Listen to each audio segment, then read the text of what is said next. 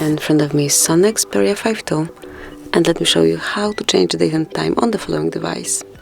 So at first you need to reach the settings, then find and select system, and here go to date and time. And as you can see, you can either have an automatic date and time or you can turn it off, and now you can set the date and time manually by yourself. You can also change the time zone. You can unmark the network provided time zone, and now you can select the region and time zone manually by yourself. The last option here is the time format, so you can either use local default or you can pick between 24 and 12-hour format clock.